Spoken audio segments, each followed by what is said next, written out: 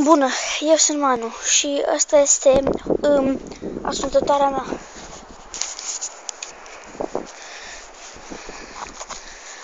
Eu am făcut-o cu vecinul. Acolo așa.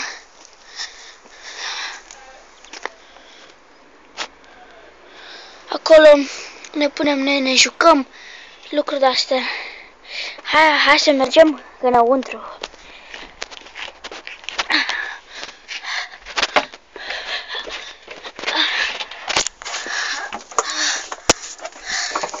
Aici stau eu.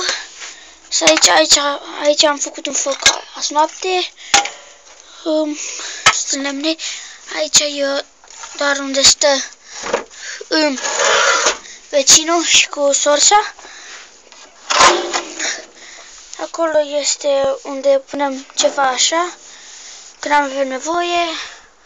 Aici e scara unde am pus-o ca să stea ăsta aici. Și avem și altceva. Avem un geam. Ăsta e geamul de acolo. Ăla e geamul. E tare. Mai avem o oglindă. Avem niște aparaturi. Avem un dulap aici. Și lucruri acolo care ne trebuie. Ca ciocane și astea. Avem alt dulap aici, dar nu-l folosim.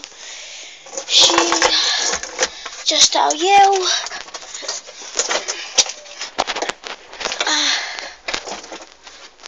Și asta e tot ce avem făcut până acum. Și restul mai facem unul. Și mai avem unul în fund încolo. Hai să mergem până acolo.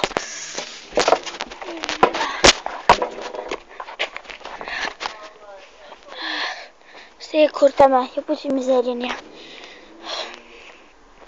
Dar nu e frumos ca altul. Ăsta e lung și mizerie în el. Iată.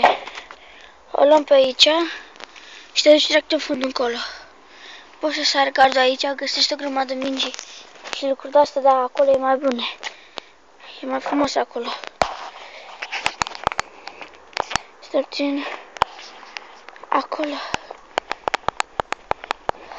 Îmi place mai mult asta. Hai să mergem înăuntru în ea.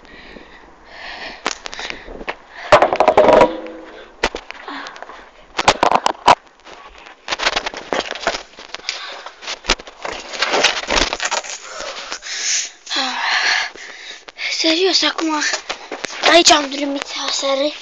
Vreau să dorm aici aseară, dar nu puteam, nu lăsa mama. Dar era bine. Mulțumesc că ați văzut. Sper că v-a plăcut. Pa!